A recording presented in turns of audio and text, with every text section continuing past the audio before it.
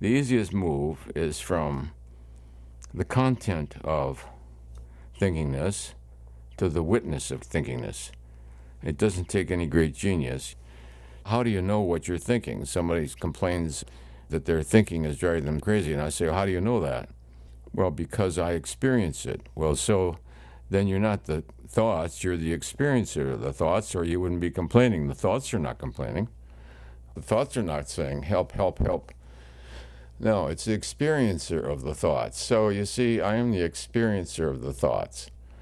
Now, how do you know what thoughts you're experiencing? Because you're witnessing them, you're registering them. So you can move out of identification with the content of consciousness, the thinkingness, to be the watcher, the witness, the experiencer. And that already takes you one step out of it. So you're no longer the victim of it, you're the witness of it. You're not in the accident, you're a bystander. So you move from being in the accident to be the bystander of the accident.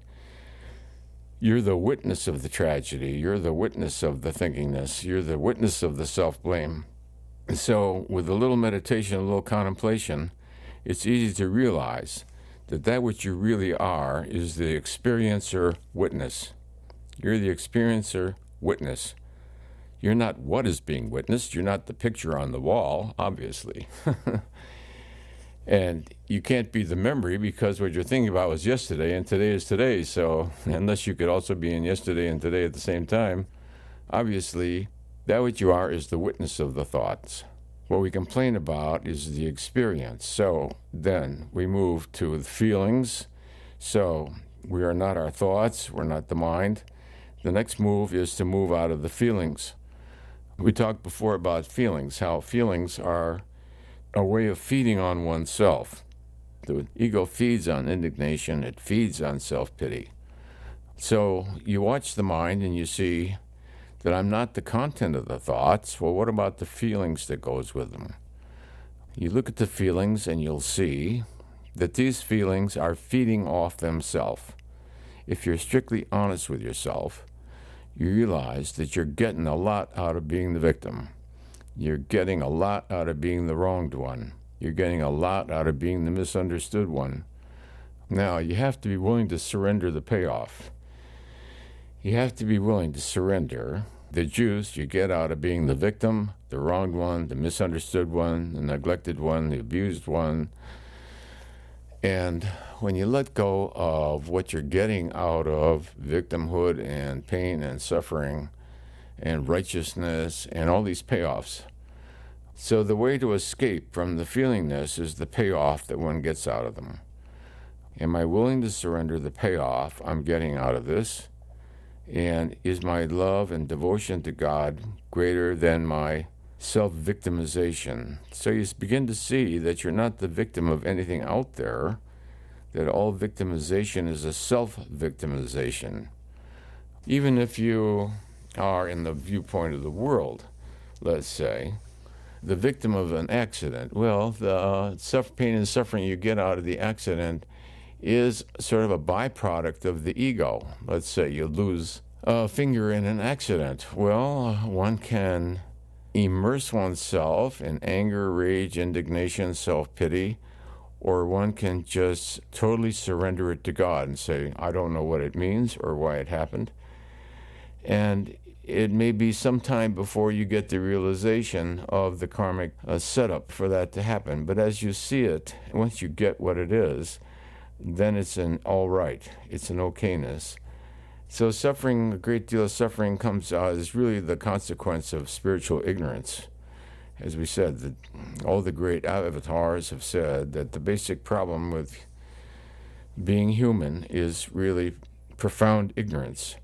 So spiritual research and consciousness research is designed to overcome that ignorance about ourself, about the human condition, about the nature of consciousness itself, about spiritual reality, and then utilizing that knowledge, free ourselves from the fetters that have bound us through all these lifetimes, or we would have all become Buddhas already.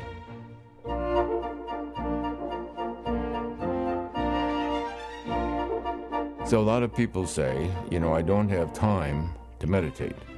And that's why I favor contemplation, Because contemplation continues all the time, everywhere. It eventually becomes a habit, a way of being in the world, in which you really don't cling to anything. If the movie starts, it starts, and if it doesn't, you do something else.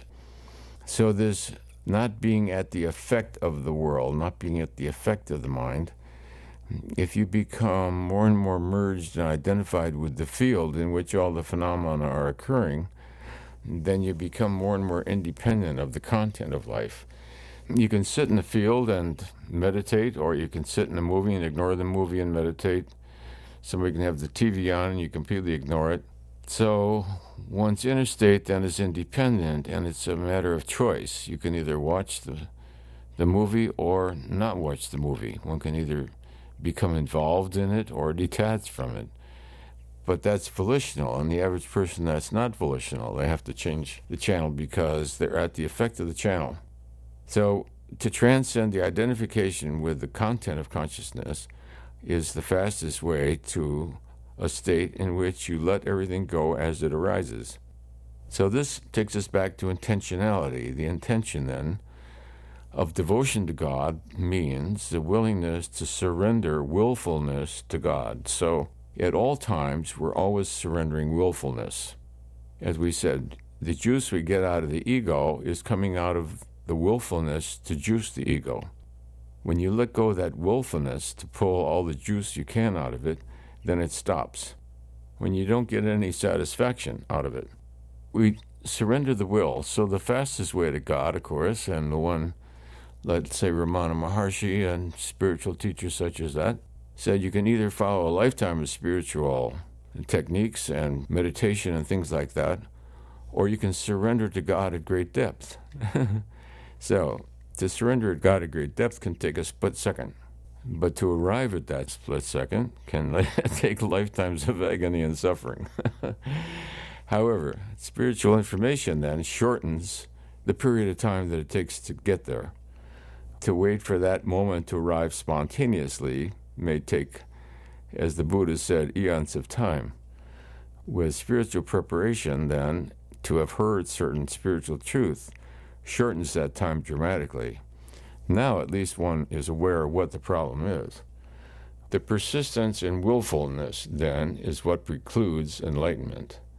That and that alone. One single thing, the insistence on what I want, what I desire, how I see it. So the personal I and its imperatives are always standing in the way.